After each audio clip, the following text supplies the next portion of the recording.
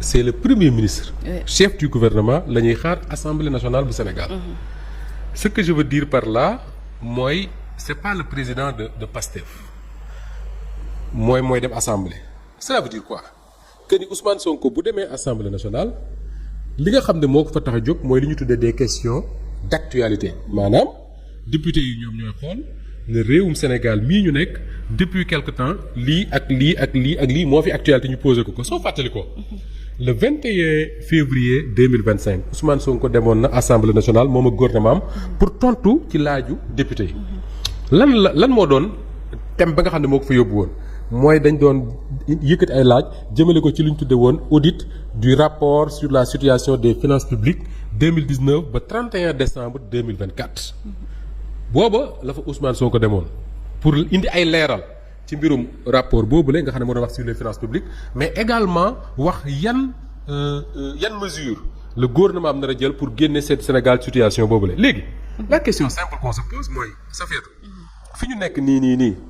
bu ñu ne woon une question d'actualité c'est sur quelle actualité l'actualité c'est quoi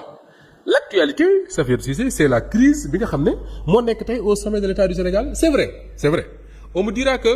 c'est pas une crise entre un président de la République et son premier ministre c'est une crise qui concerne un parti politique bu tudd PASTEF son président mu tudd Ousmane Sonko un de ses membres mu tudd Bassirou Diomaye Faye ak beneen coalition boo xam ne moom la ñu créé te déggoowuñ ci mais sauf que Safiatou su fekkee ne cette crise là dafa commencer di am impact dans la marche même de l'État du Sénégal mais man je suis à peu près sûr qu'il y a des députés yoo xam ne ils vont poser cette question donc la question de la crise politique bi nga xam ne moo am actuellement certainement ça ne sera pas le cœur du débat ça ne sera pas le centre du débat mais forcément c'est une question boo xam ne mënu fa bañ a jóg pourquoi mënu fa bañ a jóg mais parce que cette crise là tey dem na ba impacter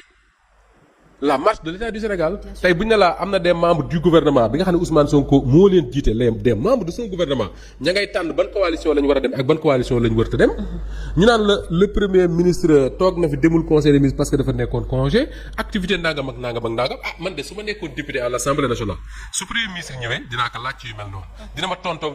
du ma tontu beneen affaire la te Ousmane Sonko mi nga xam ne moo accepté dem Assemblée nationale ci moment bii ñu toll mais il sait pertinemment que ni des questions comme ça ñoo ko fay xaar te dinañ tontu maintenant boo jógee ci questions yooyu Safiatou mais nag y a des questions yoo xam ne moo soxal réew mi te forcément il faudra que député yi indi ci ay laaj premier ministre indi ci ay tontu soo seetloo ba la ñu passé muy le 21 février 2025 les députés de la majorité ñoom ñoo posé woon 10 questions les députés de l'opposition posé 8 questions les députés de l'opposition posé ñaar muy 10 questions question ya bokkoon na ci li ma la wax sànq le rapport d'audit bokkoon na ci le train de vie de l'État yu demee noonu Ousmane Sonko am na ay annonces yoo xam ne defoon na ko au mois de juin d'ailleurs c'était pas en février c'était en juin bi mu demaatee Assemblée nationale mais tey ces questions non février la fa dem annoncé ko pour le mois de juin février 2025 il avait dit que ni avant la fin du mois de juin dina jël ay mesures jëm ci la réduction du train de vie de l'État maanaam boole yenn agences yi réduire yenn agences yi demee noonu mais boobu ba léegi c'était en février il avait dit en juin nous sommes au mois de novembre en fin novembre ba léegi agences yi les mêmes ñu ko ne di dox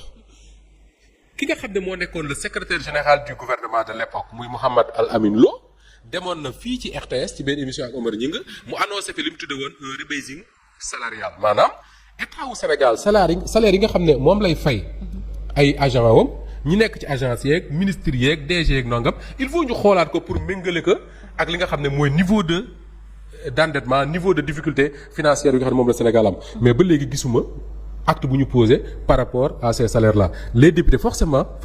je le pense sincèrement ils vont devoir interpeller Ousmane Sonko ba xam fan la toll ci loolu leneen loo xam ne Safiatou mënul ñàkk ci mbir mi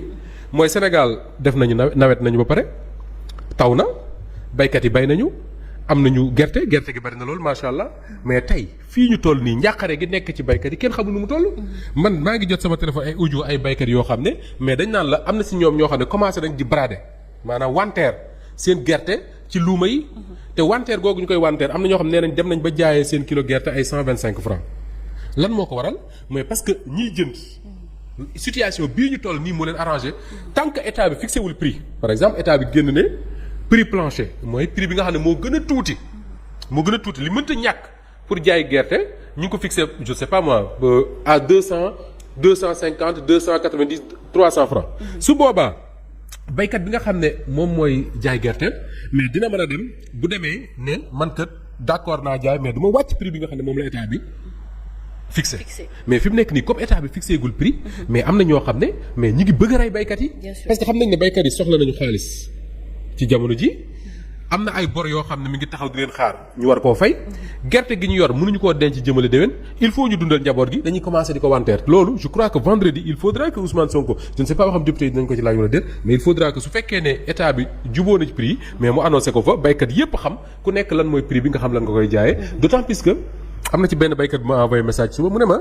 gerte gi ñu bay ren bari na bari goo xam ne moom yaakaarul ne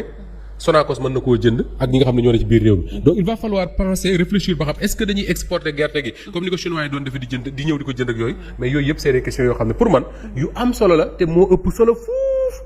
werante yi nga xam ne moom lañ nekk fan yi ci wàllu politique. d'accord ak yeneen le chômage des jeunes ak yooyu yoo xam ne certainement bi laa leen di yóbbu le loyer ça fait xam naa ne yow locataire nga moo tax yaa ngi bëgg a dee yaa ngi mën ak keneen mais cette question du loyer c'est des questions yoo xam ne peut-être mën nañ ko laaj le premier ministre. D'accord. En tout cas c'est des questions yoo xam ne du ma ne c'est des questions d'actualité mais yoo xam ne dañoo xoj réew mi wala xoj waa réew mi il faudra ñu leeral ko. D'accord alors Ousmane Sonko attendu